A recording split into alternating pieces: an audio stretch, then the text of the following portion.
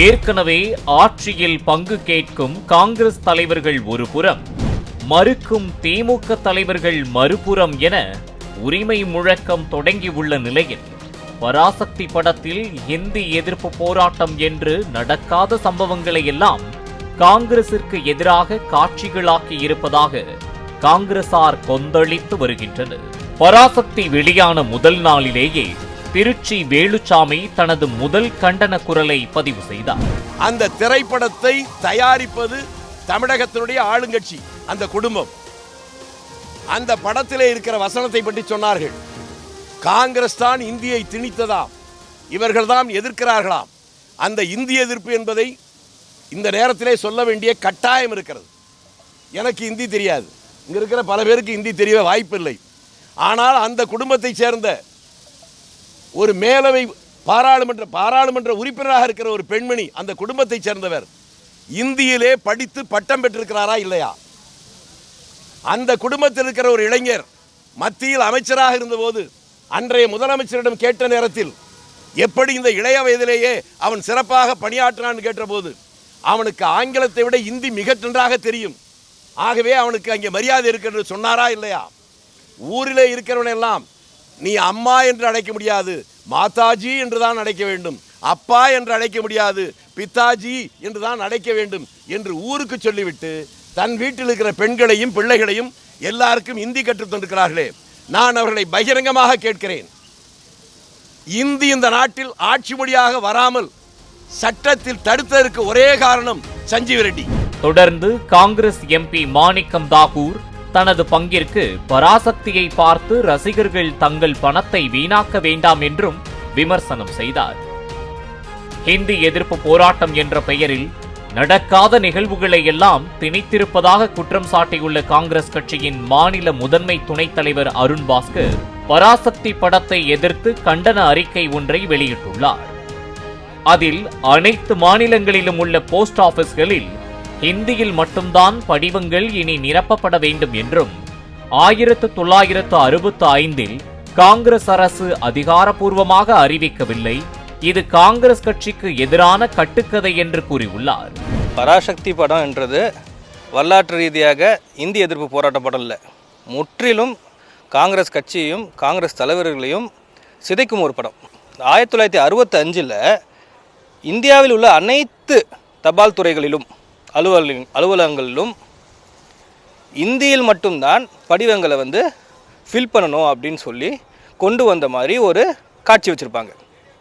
அதாவது இந்திய வரலாற்றிலேயே 1965 இப்போ வரைக்கும் காங்கிரஸ் அரசு ஆட்சியில் இருந்தபோது அப்படி ஒரு அதிகாரப்பூர்வ அறிவிப்பை வெளியிட்டதே இல்லை. படத்தில் இந்திரா காந்தியை சிவகார்த்திகேயன் சந்தித்து பேசுகிற மாதிரியும் அதன் பின் இந்திரா காந்தி அவர்கள் வில்லத்தனமாக பேசும் வண்ணம் வசனங்களை வைத்துள்ளார்கள். இந்த படத்தை தயாரித்த முட்டாள் கூட்டம் வரலாற்றில் நடைபெறாத காட்சிகளை இஷ்டத்திற்கு காட்சிகளாக்கி உள்ளனர் என்று கூறியுள்ளார். நடிகர் சிவகார்த்திகேயன் அவர்கள் டெல்லிக்கு சென்றதாகவும் அங்கே ஒரு போராட்டம் பண்ணி போராட்டம் போது அம்மையார் இந்திரா காந்தி அவர்களை நடு ரோட்லேயே வழிமறைத்து நின்று அவங்க கூட உரையாடின மாதிரியும், அது பிறகு இந்திரா காந்தி அவர்களை ஆல் இண்டியா பார்ட்டி மீட்டிங்கில் சிவகார்த்திகேயன் சந்தித்து பேசுகிற மாதிரியும் சில காட்சிகள் அமைத்திருக்கார்கள். அப்படி தமிழ்நாடு மாணவர்கள் இந்தி எதிர்ப்பு போராட்டத்தின் போது அம்மையார் இந்திரா காந்தியை அப்படி ஒரு போராட்டம் நடத்தி டெல்லியில் பார்க்கவே இல்லை அந்த தேதியில். அதன் பிறகு சிவகார்த்திகேயன் பேசி முடித்த பிறகு இந்திரா காந்தி அம்மையார் சக அரசியல்வாதிகளுடன் நடந்து போகும்போது பேசும் சில வசனங்கள் வைத்திருக்கார்கள். அந்த வசனங்கள் எல்லாம் முற்றிலும் ஒரு வில்லத்தனம் போக்கை காண்பிக்கும் வனமாக அமைத்துள்ளார்கள். இதெல்லாம் வரலாற்றில் நடக்கல. பிப்ரவரி 12, 1965 அன்று கோயம்புத்தூருக்கே வராத இந்திரா காந்தியை அங்கு வந்ததாக கூறி காட்சிகளாக்கி உள்ளனர். அவர் கண் முன் ரயில் எரிந்து ஹிந்தி திணிப்பிற்கு எதிராக கையெழுத்து கொடுக்கும் காட்சி எல்லாம் வரலாற்றில் நடைபெறவே இல்லை. அப்படி படமாக்கியது மிகவும் கண்டிக்கத்தக்கது என்று குறிப்பிட்டுள்ளார் அருண் பாஸ்கர். இந்திரா காந்தி அம்மையார் அந்த தேதியில் கோயம்புத்தூருக்கே வரல.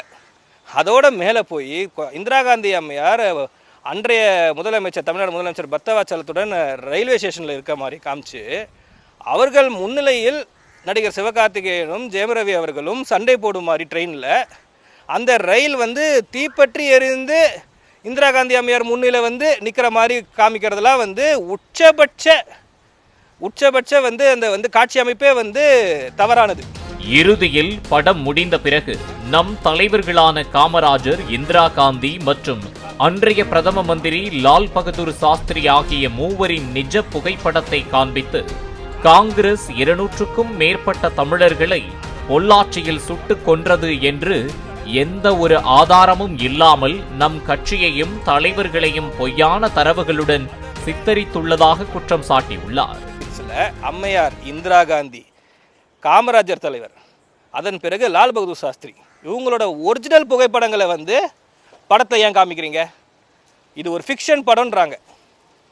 இது வந்து ஒரு கற்பனையாக உட்பட படத்தில் அவங்களோட உண்மை புகைப்படத்தை எது காமிக்கணும்? காங்கிரஸ் கொடியை எரிக்கும் காட்சியையும் படத்தில் திணித்துள்ளனர். ஆக மொத்தம் இந்த படம் முழுவதுமே வரலாற்றிற்கு முற்றிலும் முரணாக காங்கிரஸ் கட்சியை தாக்கும் வகையில் பல பொய்களை கொண்டு எடுக்கப்பட்ட படமாகும் என்றும் குறிப்பிட்டுள்ள அருண் பாஸ்கர், பராசக்தி படத்தில் உள்ள வரலாற்றில் நடைபெறாத அனைத்து காட்சிகளும் உடனடியாக நீக்கப்பட வேண்டும். பட தயாரிப்பு குழு மன்னிப்பு கேட்க வேண்டும்.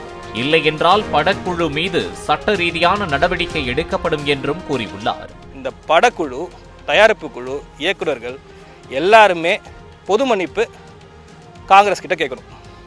ரெண்டாவது, இந்த படத்தில் இல்லை வரலாற்றுக்கு முற்றிலும் முரணாக எடுக்கப்பட்ட தலைவர்கள் வந்து பண்ணாத சில எல்லா விஷயங்களையும் நீக்கணும், காட்சிகளை. இப்படி எதுவுமே பண்ணலைன்னா நாங்கள் விரைவில் சட்ட ரீதியாக படக்குழுக்கு எதிராகவும் படத்துக்கு எதிராகவும் நடவடிக்கை எடுப்போம்னு சொல்லி. ஆனால் பராசக்தி படம் குறித்து தமிழ்நாடு காங்கிரஸ் தலைவர் செல்வ பெருந்தகை இதுவரை எந்தவித எதிர்ப்பும் தெரிவிக்கவில்லை என்பது குறிப்பிடத்தக்கது. பிளே ஸ்டோர் மற்றும் ஆப் ஸ்டோரில் இருந்து பாலிமர் செயலியை QR கோடு மூலம் பதிவிறக்கம் செய்யுங்கள். செய்திகளை உடனுக்குடன் பெறுங்கள்.